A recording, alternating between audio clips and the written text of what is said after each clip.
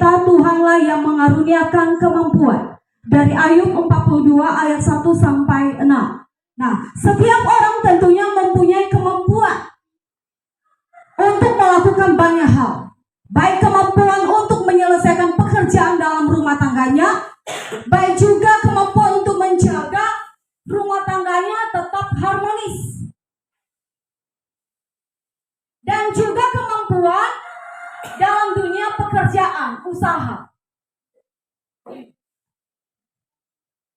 Dan mungkin juga seseorang punya kemampuan menjadi seorang musisi, vokalis, olahragawan, pelukis, dan lain sebagainya. Bahkan kekasih Tuhan, ada satu kemampuan kepada seseorang yang berusaha untuk meningkatkan skillnya atau kemampuan mereka di bidang tertentu untuk memajukan di bidang tertentu yang mereka lakukan. Jadi kekasih Tuhan, jemaat Tuhan yang saya kasihi, semuanya itu dikaruniakan kemampuan kepada semua kita dalam segala hal pekerjaan kita. Amin. Nah, sebenarnya kekasih Tuhan, sangatlah manusiawi jikalau seseorang itu terlalu sibuk dengan aktivitasnya. Itu hal yang wajar. Ketika seseorang itu sibuk dengan pekerjaannya, dengan rumah tangganya, dengan bisnisnya, dengan pendidikannya, itu adalah sesuatu hal yang wajar. Karena memang kita masih ada di dunia ini. Dan itu adalah salah satu tugas kita selama kita di dunia ini. Kalau seseorang tidak bekerja, tentunya dia tidak bisa memenuhi kebutuhannya. Nah, yang jadi masalah kepada kita, apakah dengan kesibukan kita setiap harinya, adakah kita senantiasa membangun hubungan kita dengan Tuhan? Karena tentunya untuk mengerjakan segala sesuatu kita butuh kemampuan daripada Tuhan. Makanya kekasih Tuhan, kalau kita melihat banyak yang stres menghadapi hidup ini, stres, tertekan, karena mungkin dia tidak sanggup melihat kebutuhan rumah tangganya dan melihat pekerjaannya tidak memenuhi kebutuhan rumah tangganya. Makanya banyak yang stres alias gila. Mungkin di daerah kita belum kelihatan yang demikian, mungkin hanya satu. Tetapi kalau kita ke kota, itu banyak sekali di pinggiran-pinggiran jalan yang stres. Kenapa dia stres? Dengan tekanan dunia ini.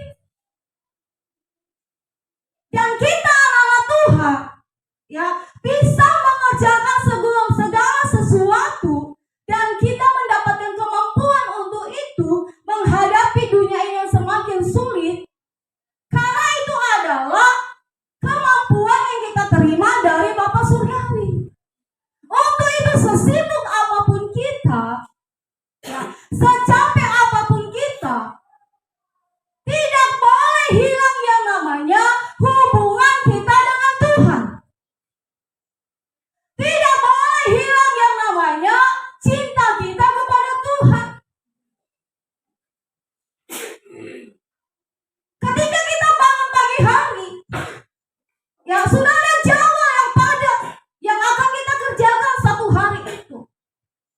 Tapi Tuhan mau kalau kita sadar bahwa Tuhanlah yang memberikan kemampuan kepada kita, maka kita tidak lupa untuk bersandar sepenuhnya kepada Tuhan, mengandalkan Tuhan.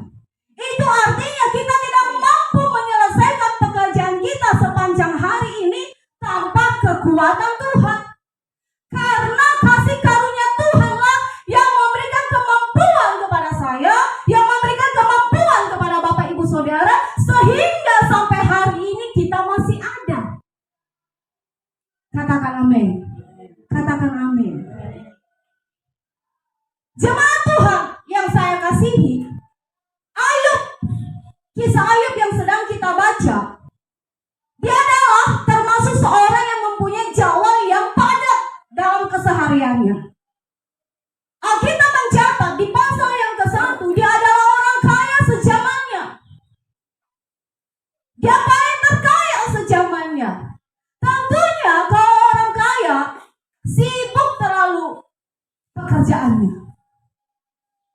mengurus rumah tangganya, mengurus bisnisnya, ternak-ternaknya, mengurus pekerja-pekerjanya, dan lain sebagainya. Tetapi Alkitab mencatat di pasal 1, setiap harinya dia mempersembahkan korban kepada Tuhan. Kalau anaknya melakukan hal yang tidak benar, saya harus mempersembahkan korban sebagai penebus dosa anak-anak saya dan keluarga saya. Dan setiap harinya dia kerjakan demikian. Itu membuktikan kepada kita bahwa Ayub benar-benar mengandalkan Tuhan dalam hidupnya. Katakan amin. Sesibuk apapun dia tetap mengandalkan Tuhan. Dia tetap membina hubungannya dengan Tuhan. Karena dia percaya kemampuan, kekayaan yang diterimanya itu datangnya daripada Tuhan. Katakan amin. Katakan amin. Nah, demikian kita juga semua jemaat Tuhan di tempat ini. Tuhan mau supaya kita benar-benar membangun relasi kita dengan Tuhan, membangun hubungan yang baik dengan Tuhan, bukan hanya kepada sesama kita saja, tetapi yang pastinya kepada Tuhan. Kalau hubungan kita baik dengan Tuhan, maka hubungan kita kepada sesama, keluarga, suami istri, anak-anak akan semakin baik. Katakan amin. Katakan amin. Dan kita mampu mengatasi masalah, persoalan rumah tangga kita, pekerjaan kita, pendidikan kita, karena kita mengandalkan Tuhan dan Tuhan akan mengaruniakan kemampuan kepada kita. Katakan amin. Dan kita akan belajar kekasih Tuhan, mengapa Tuhan mengaruniakan kemampuan kepada kita. Yang pertama,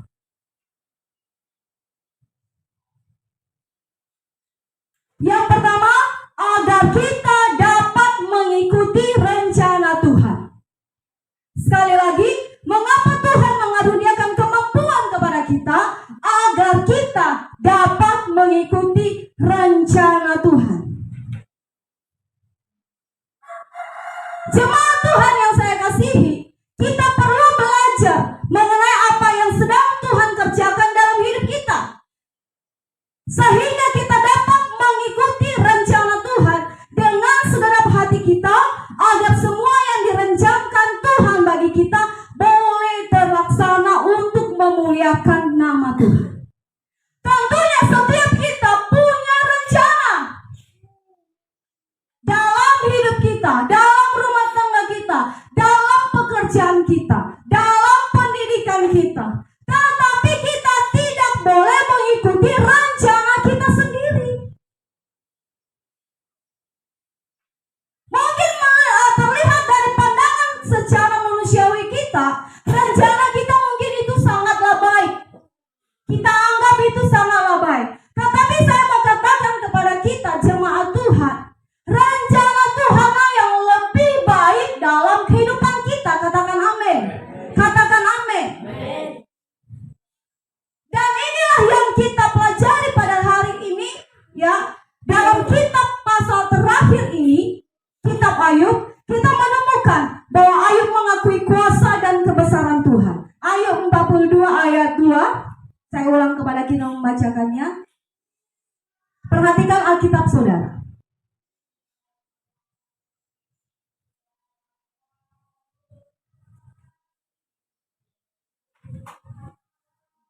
Ayat yang kedua. Aku tahu bahwa engkau sanggup melakukan segala sesuatu dan tidak ada rencanamu yang gagal. Katakan amin. Jemaat Tuhan, menurut kitab Ayub pasal 42 ini menerangkan bahwa rencana Tuhan tidak pernah gagal. Rencana Tuhan itu tidak pernah gagal. Karena rencana Tuhan itu rencana yang baik kepada kita. Mungkin ada satu rencana kita gagal, tapi jangan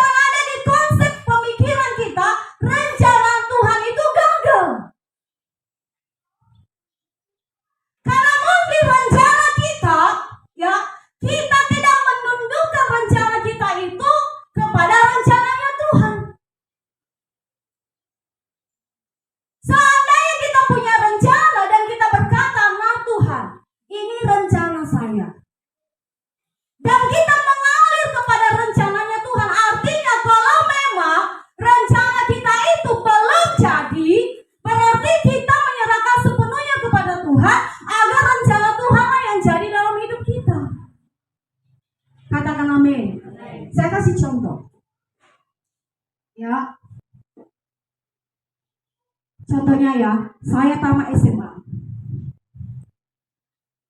Saya punya rencana sekolah sekuler. Contohnya, saya mau ambil sastra Indonesia. Itu rencana saya. Tetapi di balik pada rencana saya itu, sebenarnya Tuhan punya rencana dalam hidup saya, supaya saya jadi hamba Tuhan. Nah, perhatikan. Ketika saya mendaftar, saya tidak lulus. Dan saya tidak stres. Kenapa? Rencana itu saya serahkan kepada Tuhan. Biarlah sesuai dengan kehendak Tuhan. Karena biasanya kalau kita berdoa, jadilah kehendak-Mu ya Tuhan. Kalau kehendak Tuhan jadi, saya pasti kuliah di universitas di tempat ini. Kalau tiada, biarlah rencana-Mu yang jadi. Nah, setelah kita berdoa, kalau saya tidak lulus di situ, bukan berarti rencana Tuhan itu gagal. Seharusnya saya harus berdoa kepada Tuhan, sebenarnya apa yang Tuhan mau dalam hidup saya. Nah, kita ikuti alurnya, kita ikuti prosesnya, jangan kita mengeluh, jangan kita kecewa dan berkata Tuhan itu tidak baik. Kenapa saya tidak bisa masuk di perkuliahan itu? Padahal saya sudah berdoa, saya sudah minta doa kepada pendeta saya, tetapi kenapa saya tidak lulus? Kalau kita menyerahkan kepada Tuhan, saya percaya di balik itu ada rencana Tuhan yang paling indah. Bisa saja saya masuk sekolah Alkitab. Kalau memang tidak juga demikian, mungkin maunya Tuhan jangan di situ. Nanti kamu stres di situ. Coba ulang kembali daftar di tempat yang lain. Tuhan kan memberikan hikmat kepada kita. Amin. Tidak boleh stres. Contohnya lagi. Kita punya rencana buka usaha. Contohnya buka usaha tahu tempe. Saya kasih contoh itu saja ya. Nah, kita sudah merencanakan bertahun-tahun. Dan itu yang mau kita kerjakan.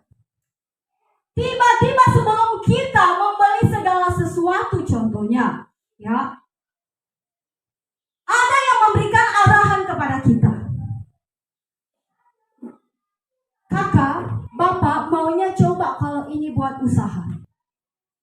Nah, ketika kita mendengar itu, kita harus peka. Artinya, kita bawa di dalam doa. Bisa saja mungkin lewat yang disampaikan seseorang itu untuk membuka jalan bagi kita. Katakan amin. Katakan amin. Jadi kita ikuti alur ceritanya atau alur cerita kehendak Tuhan dalam hidup kita. Katakan amin. Nah, jemaat Tuhan yang saya kasihi, secara spesifik di Alkitab tidak disampaikan rencana Tuhan itu bagaimana. Contohnya apa rencana Tuhan kepada Pak Yes? Ada rencana Tuhan kepada Pak Alvinus, kepada Pak Maksi. Kenapa hal itu tidak secara spesifik dicatat di dalam Alkitab? Karena sebenarnya kalau kita berbicara mengenai rencana Tuhan, ini masih mengambang. Benar atau tidak? Sebenarnya apa itu rencana Tuhan? Kita belum mengerti, kita belum tahu. Kenapa hal itu? Supaya kita tetap mengandalkan Dia. Supaya kita tetap bersandar kepada Tuhan. Karena kita belum tahu secara spesifik tentang maksud Tuhan itu dalam hidup kita. Tetapi kalau kita masuk dalam rencananya Tuhan, kita andalkan Tuhan, maka pelan-pelan itu akan dibukakan kepada kita apa sebenarnya rencana Tuhan dalam hidup Pak Alvinus, dalam hidup Pak Yes, dalam hidup Pak Maksi, dalam hidup kita semua. Dan berjalannya waktu, kita akan mengetahui, oh rupanya maksud Tuhan ini. Kenapa saya tidak buka usaha yang ini? Saya harus buka usaha yang B. Oh, rupanya ini maksud Tuhan dalam hidup saya. Setelah kejadian itu baru nanti dibukakan kepada kita. Oh, sebenarnya ini yang dimaksudkan oleh Tuhan tentang hidup saya. Katakan amin. Katakan amin. Waktu itu jemaat Tuhan, kita harus masuk di dalam rencananya Tuhan. Ayub ini awal-awalnya dia mendapat masalah atau cobaan dalam hidupnya, dia belum mengerti apa dibalik semua yang dia hadapi. Dalam satu hari, beberapa minggu yang lalu kita sudah pelajari, dalam satu hari habis ludes semua apa yang dia miliki. Harta bendanya, ternak-ternaknya, pekerjanya, bahkan anak-anak yang dikasihinya ada 10 orang.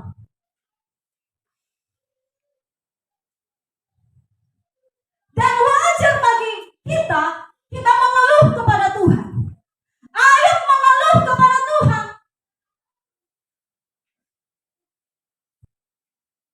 Dan tahu Bapak Ibu Saudara, di balik daripada cerita kesengsaraan yang dialami oleh Ayub, di dalamnya ada rencana Tuhan. Kita perhatikan di setiap pasal yang sudah diajarkan kepada kita, tidak ada kata dia mengutuk Allahnya. Kalau mengeluh mungkin iya, tetapi dia mengeluh kepada Tuhan, bukan mengeluh kepada teman-temannya. Bahkan ketika teman-temannya mengintimidasi dia, mendakwa dia bahwa apa yang sudah dialami oleh Ayub itu karena dosanya sangat besar, dia adalah orang fasik. Ayub tidak menerimanya. Kenapa? Dia mengenal dirinya sendiri. Saya kasih contoh. Contohnya lah, ada teman Ernie dan berkata kepada Ernie, "Weh Ernie, terlalu sombong kau. Ernie, kau itu, gosipnya terlalu banyak." Ernie tidak menerimanya. Kenapa? Ernie mengenal dirinya sendiri bahwa hal demikian dia tidak mengerjakannya. Dan Ayub demikian, dia menyanggah teman-temannya, dia tidak melakukan hal yang demikian seperti apa yang diucapkan oleh sahabat-sahabatnya, karena dia kenal dirinya. Dan di akhir cerita pada Ayub, kekasih Tuhan, karena Ayub tetap mengikuti prosesnya Tuhan, maka 2 kali lipat Tuhan memulihkan keadaan Ayub. Tepuk tangan dulu. Kan di 7, pasal 7 sampai 17, keadaan Ayub dipulihkan. Kalau kita masuk dalam prosesnya Tuhan, dalam rencananya Tuhan, maka rencana Tuhan itu tidak mungkin gagal dalam hidup saudara dan saya. Katakan amin. Mungkin rencana kita bisa saja gagal, tetapi ketahuilah rencana Tuhan tidak pernah gagal. Kalau rencana saudara gagal hari ini, jangan menyerah, jangan salahkan Tuhan. Serahkan sama Tuhan. Di balik itu ada rencana yang besar dalam hidupmu. Katakan amin. Tepuk tangan.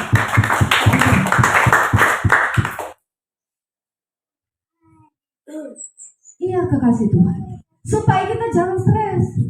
Makanya ada seorang wanita yang kami layani. Dia mendaftar di salah satu universitas di Kupang. Tidak lewat. Sudah nganggur 1 tahun. Daftar ulang lagi, tidak lewat. Ya mulai mungkin dia khawatir. Ya khawatir sehingga ada jalan setan masuk. Membuat dia semakin takut. Kadang setiap harinya dia kambuh mungkin 2 atau 3 kali. Dia seperti dia katakan kepada kami kalau datang hal itu dia ketakutan. Sehingga dia susah menelan. Karena dia tidak menyerahkan sepenuhnya kepada Tuhan. Kalau dia gagal di situ, dia berkata, sudahlah, berarti masa depan saya gagal. Saya berkata pada jiwa itu, masa depanmu tidak pernah gagal. Mungkin di satu kamu tidak berhasil di situ, cari jalan kita semuanya diberikan hikmat. Andalkan Tuhan supaya Tuhan arahkan. Dan ketika kita berdoa, mulai dari situ menangis dan sudah diubahkan Tuhan, sekarang tidak kambuh lagi. Karena saya berkata, coba kalau kamu begini, bagaimana kamu mau melanjutkan kuliah? Dia stres karena teman-temannya sudah pada kuliah. Dia nganggur. Tapi puji Tuhan, kemarin dia berkata, saya coba lagi. Harus semangat, coba lagi. Kalau di jurusan ini tidak lewat, jangan terus di situ. Cari jurusan lain, kalau boleh daftar 2 jurusan. Saya kasih tahu kepada anak Nona itu, saya punya keponakan. Dia punya jurusan itu dari awal SMA, dia senang dengan jurusan itu. Dia masuk berkali-kali, tidak lolos. Saya berkata kepada dia, Kartin, namanya Kartin. Dengarkan tante mau berdoa. Tapi kalau sudah berkali-kali di jurusan itu tidak, coba cari jurusan yang memang kamu mampu di dalamnya. Dan waktu kamu buat itu, kasih 2. Mungkin salah satu gugur, yang satu bisa masuk. Dan sekarang dia sudah masuk, dia kasih 2. Memang bukan itu sebenarnya yang pertama sekali dirindukannya. Tapi saya bilang mungkin itu bukan sesuai dengan kehendak Tuhan. Ada yang lain kehendak Tuhan bagimu. Coba yang mana kamu mampu. Kalau mampu di A, coba di situ. Dan puji Tuhan, sekarang dia lagi kuliah. Amin. Jadi jangan kita paksa kehendak. Mesti ini Tuhan. Mesti ini Tuhan. Padahal Tuhan berkata, jangan kamu di situ, nanti kamu di tengah jalan kamu tidak mampu. Karena Tuhan yang lebih tahu. Kalau tidak bisa di situ, coba ke tempat yang lain. Kalau pintu tertutup, ada pintu yang lain terbuka untuk saya. Katakan amin. Jadi masuk dalam rencananya Tuhan. Kalau kita masuk dalam rencananya Tuhan, segala sesuatu kita andalkan Tuhan. Segala sesuatu kita andalkan Tuhan. Katakan amin. Katakan amin. Jemaat Tuhan yang saya kasihi, firman Tuhan sudah dikatakan kepada kita di ayat 42. Ayat 2 tadi saya ulang kepada kita. Aku tahu bahwa engkau sanggup melakukan segala sesuatu dan tidak ada rencanamu yang gagal. Kalau memang Alkitab ini sudah berkata demikian, tentunya firman Tuhan itu tidak pernah berbohong. Bahwa rencana Tuhan itu tidak pernah gagal. Kalau kita mencatat masa depanmu penuh dengan pengharapan, berarti itu adalah ya dan amin. Keluar masuknya engkau akan diberkati, itu akan jadi. Tapi hal itu bisa jadi asal kita mengandalkan Tuhan dalam hidup kita. Katakan amin. Karena Allah kita berkuasa. Kita buka Yeremia 29 ayat 11.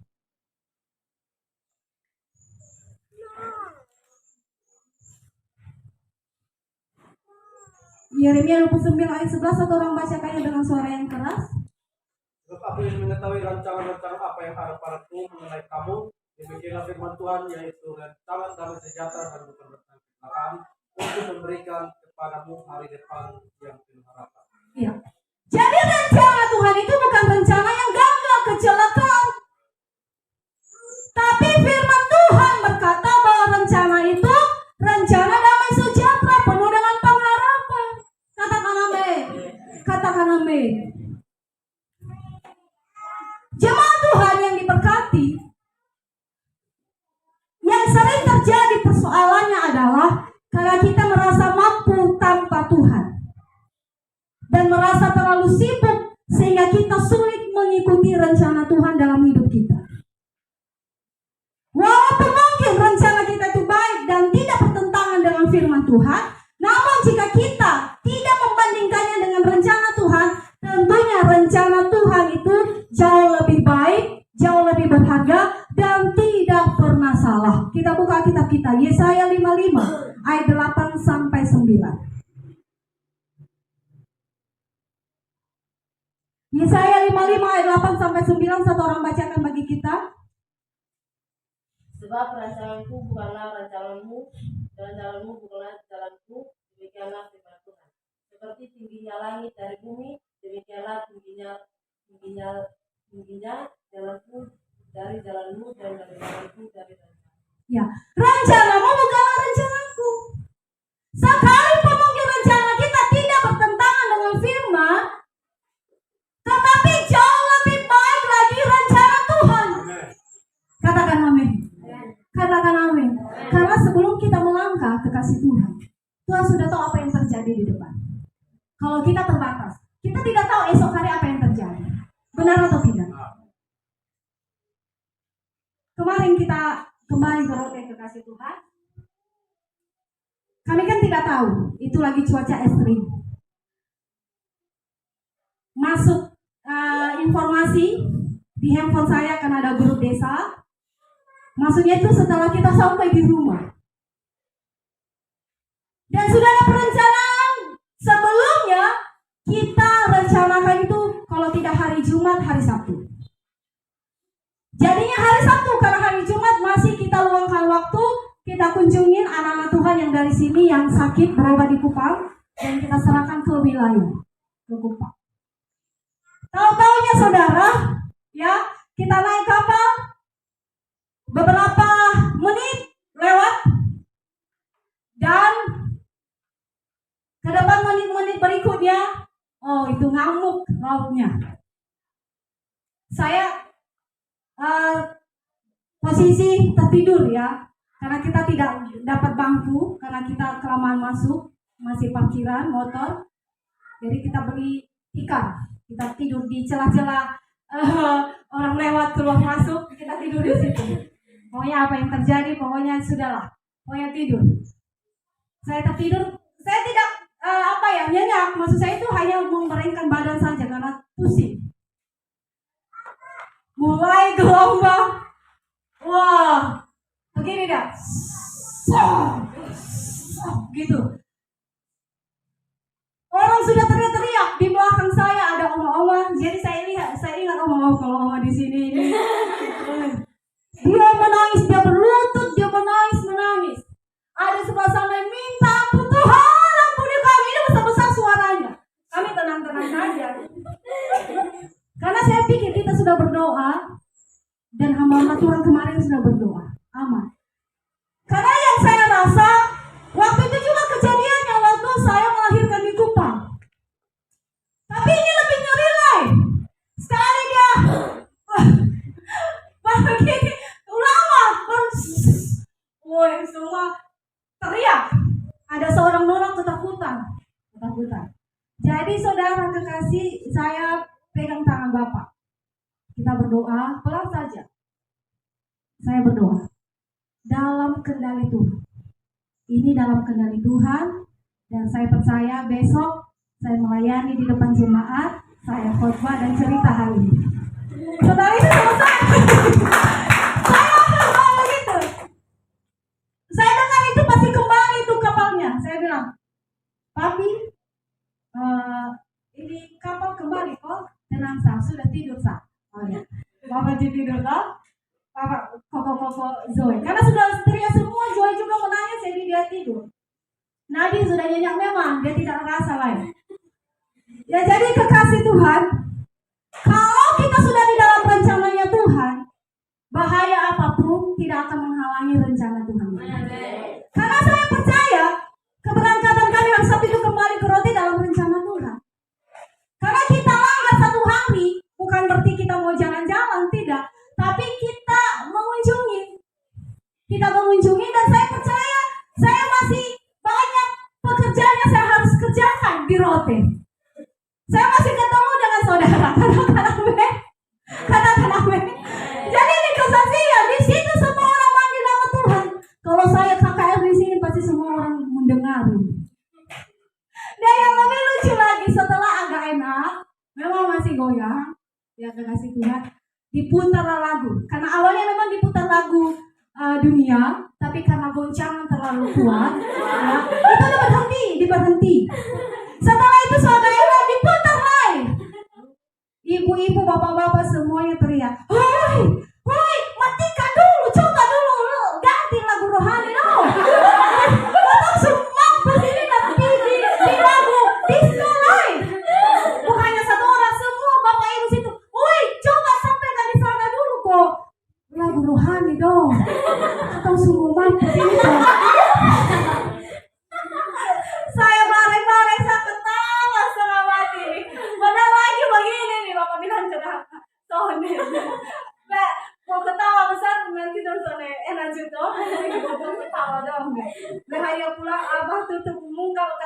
bapak masih pusing soalnya. Padahal saya setengah mati tuh tahan ketawa. Karena awal perjalanan aman saya toh bunyikan cerita. Yang ini teriak, ganti dong, lagu rohani dong, kita setengah mati ini kok pintu tak itu lain. Dan hatiku dong masih ingat lagu rohani. Lagu rohani lebih baik. Memang kelihatan saudara ya, kalau dalam keadaan situasi demikian, kelihatan siapa kita. Katakan amin. Tapi kalau kita di dalam rencananya Tuhan, mau situasi, mau badai, kita tidak takut. Katakan amin. Karena kita percaya mati pun untuk Tuhan. Amin. Makanya kami tenang saja. Ada seorang ibu berkata dengan Pak Resu, Bapak Pendeta kok jaga anak buah saya, yang lainnya bapak-bapak berdiri di pinggir. Kayak melihat Bapak tenang saja kok elus-elus ibu pendeta. Artinya dia tidak mau ibu pendeta, ibu masih istri. Karena Bapak perbaiki rambut, urus nadi, hanya itu sah. Yang lainnya keliling semua kok berdiri. Jadi kekasih Tuhan, kalau kita masuk di dalam rencana Tuhan, apapun yang terjadi, kita di dalam rencana Tuhan. Amin. Karena kehendak Tuhan itu yang benar-benar yang lebih baik kepada kita. Kalau belum waktunya kita mati di situ, tidak akan bisa. Amin. Iya. Tapi kalau waktunya ya sudah. Makanya saudara kekasih, di keseharian hidup kita tetap jaga hidup. Kematian itu ya antrian. Tidak mati hari ini, depannya juga mati, ya betul toh? Tapi kenapa orang ketakutan? Karena belum siap. Itu saja intinya. Jadi mari kita mempersiapkan diri kita untuk masuk dalam sebuah rencana Tuhan. Sehingga ketika ada masalah dalam rencana kita, kita tidak goyah. Karena kita sudah masuk di dalam sebuah rencana Tuhan dan kita percaya rencana Tuhan itu tidak mungkin gagal. Katakan. Tepuk tangan dong.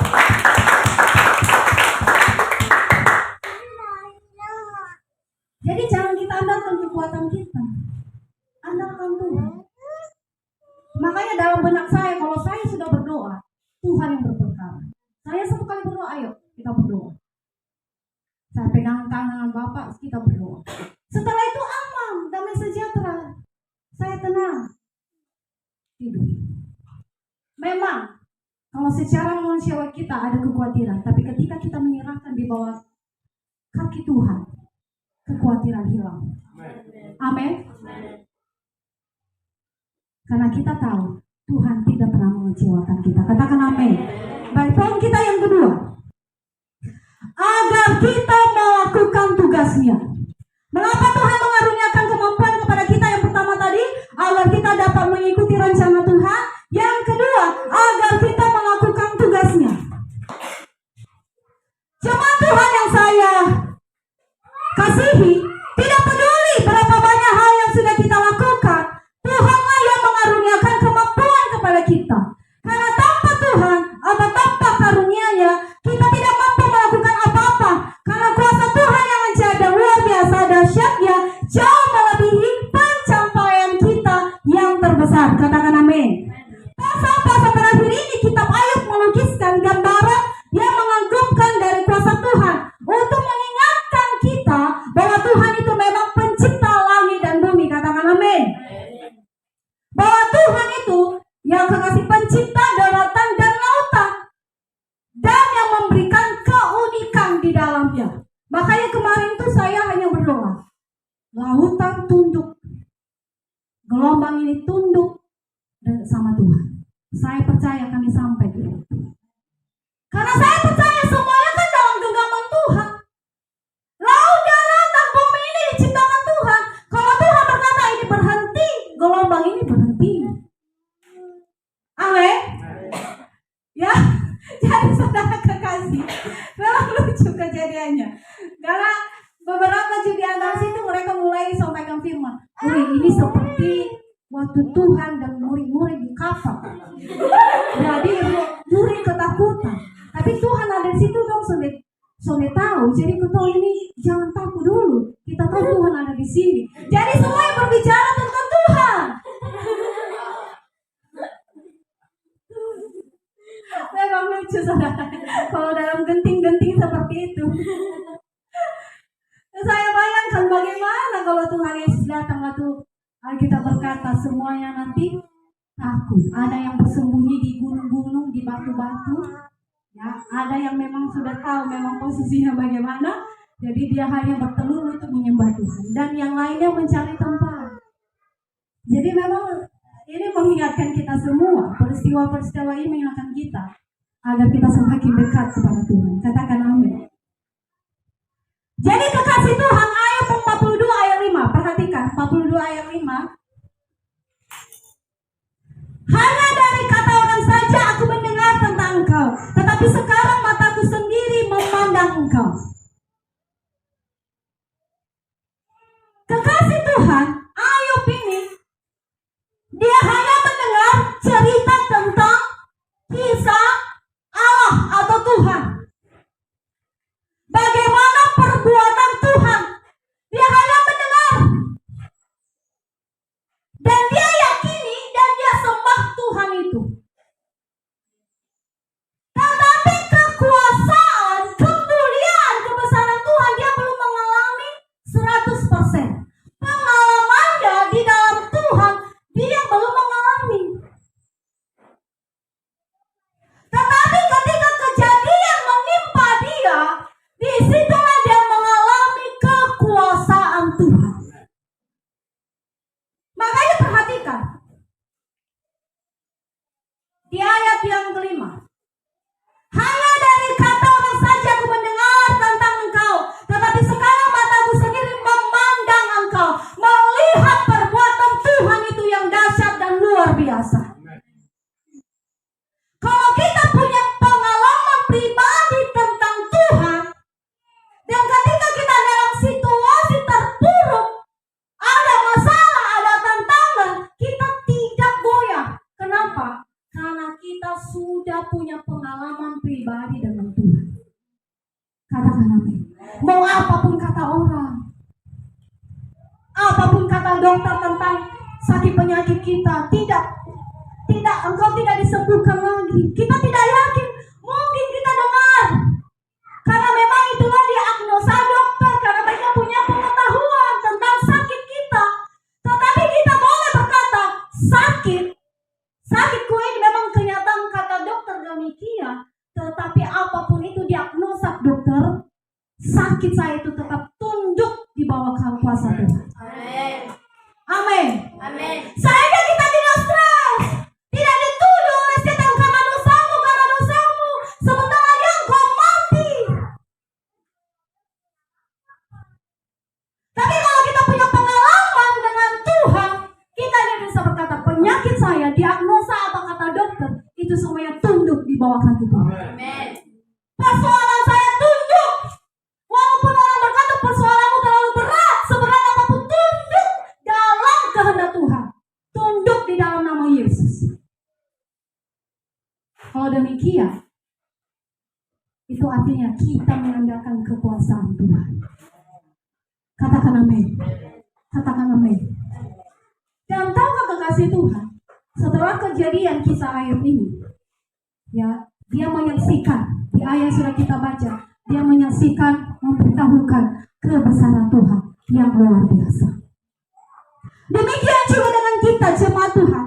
Setelah kita mengenal pribadinya Tuhan, lewat di keseharian kita, lewat hidup kita sehari-hari, lewat persoalan yang kita alami, setelah kita mengenal pribadinya Tuhan itu yang luar biasa, mari kita menyaksikannya kepada orang lain yang belum punya pengalaman pribadi dengan Tuhan. Kita harus memberitahukan kepada orang bahwa pertolongan Tuhan itu besar dalam hidupmu, sebagaimana saya sudah mengalaminya. Ayub juga demikian, dia menceritakan bahwa kekuasaan Tuhan itu luar biasa, tak terkalahkan. Hikmatnya itu luar biasa, tak terkalahkan dengan hikmat-hikmat dunia. Dia menceritakan bagaimana pertolongan Tuhan. Katakan amin. Katakan amin. Karena dia punya pengalaman pribadi dengan Tuhan. Jadi jemaat Tuhan yang saya kasihi, keselamatan Tuhan sudah anugerahkan kepada kita. Pertolongan demi pertolongan kita sudah mengalaminya. Kita punya pengalaman pribadi dengan menyaksikan kuasa Tuhan kepada orang lain. Katakan amin. Katakan amin. Karena kita dipanggil untuk menjadi saksi Kristus. Menyaksikan bagaimana kebesaran Tuhan itu. Untuk itu jemaat Tuhan, kita harus mengerjakan yang namanya misi amanat agung. Itu adalah satu perintah kepada kita semua agar kita pergi memberitakan Injil kepada semua orang. Anak-anak pemuda di tempat ini, mari kita masuk dalam misinya Kristus. Ceritakan perbuatan Tuhan dalam hidupmu. Bagaimana Tuhan mengubah hidup kita. Bagaimana Tuhan mengubah cara pola pikir kita. Bagaimana pertolongan Tuhan kepada kita. Mari kita saksikan kepada sahabat, teman, saudara, tetangga kita. Katakan amin. Katakan amin. Jadi mari kita bergerak memberitakan Injil supaya banyak jiwa-jiwa diselamatkan untuk Tuhan dan mereka juga mengerti ada rencana Tuhan yang besar dalam hidup mereka. Katakan amin. Katakan amin. Jadi kalau pertolongan itu kita terima, jangan diam. Ceritakan kepada tetangga saudara, ceritakan kepada saudara-saudara yang lain. Bawa mereka kepada Tuhan. Katakan amin. Katakan amin. Jadi kekasih Tuhan, firman Tuhan ini benar-benar memberkati kita. Ya, di poin kedua tadi agar kita melakukan tugasnya. Jadi pertolongan Tuhan dalam hidup kita, pengalaman kita dengan Tuhan agar kita mengerjakan tugas kita. Ayub mengalami pertolongan Tuhan, pemulihan daripada Tuhan dengan tujuan agar itu menjadi saksi bagi semua orang. Katakan amin. Dan hari ini ya kita dengar sendiri bagaimana hidup Ayub dan itu menjadi kesaksian yang hidup bagi kita. Amin. Demikian kita juga jemaat Tuhan. Setiap kita, mari kita bersaksi sebelum tiba waktunya. Kalau ada saudara-saudara kita yang masih hidup di dalam dosa, ceritakan kepada mereka keselamatan. Ada yang ragu-ragu dengan Tuhan, ceritakan kepada mereka. Ada yang masih stres menghadapi masalahnya, ceritakan Tuhan kepada mereka. Walaupun kita semua orang Kristen, belum tentu dia punya pengalaman di dalam Tuhan. Ayub ini memang dia kenal Tuhan, mengenai apa kata orang. Tapi secara pribadi dia belum mengalami Tuhan. Semua kita yang lahir di keluarga Kristen, kita adalah orang Kristen. Amin. Tapi semua orang Kristen belum tentu mengalami yang namanya pribadinya Tuhan. Hanya sekedar orang Kristen. Terlihat dari mana? Dari keseharian hidupnya. Amin. Amin. Kalau kita orang Kristen ya sudah takut Tuhan, punya pengalaman pribadi dalam Tuhan, pasti hidup kita berubah. Ditunjukkan buahnya keluar. Tapi kalau orang Kristen buahnya belum sesuai dengan apa kata firman, dia belum takut Tuhan. Karena orang Kristen belum tentu dia takut Tuhan. Tapi orang yang takut Tuhan pasti dia orang Kristen. Benar atau tidak? Iya. Jadi kekasih Tuhan, jemaat Tuhan yang saya berkati, mari kita kerjakan misi amanat agung. Mari kita bersiap-siap kedatangan Tuhan yang kedua kali. Ceritakan Yesus, bawa mereka kepada Yesus. Katakan amin. Katakan amin. Anak-anak pemuda, saya himbau, ajak teman-temanmu untuk Tuhan. Kalau kamu melihat hidupnya masih berantakan, katakan sama dia, Yesus mengasihimu. Untuk itu harus jadi berkat, harus jadi teladan. Jangan sama karakternya dengan orang-orang pemuda di sana. Bagaimana saudara menceritakan perubahan hidup saudara di dalam Tuhan kalau hidup saudara belum berubah, itu tidak akan mungkin. Makanya setiap hari Minggu, setiap kali pertemuan ibadah dan setiap kali pemuda-pemudi, kita tetap menyerukan agar semua kita berubah di dalam Tuhan. Supaya kita jadi berkat, supaya kita bisa membawa orang-orang kepada Yesus, memimpin orang kepada kebenaran. Kita harus hidup di dalam kebenaran sehingga kita bisa memimpin orang kepada kebenaran. Katakan amin. Katakan amin. Katakan amin. Jadi semua kita jemaat Tuhan harus jadi saksi Kristus. Sama-sama katakan, saya mau jadi saksi Kristus.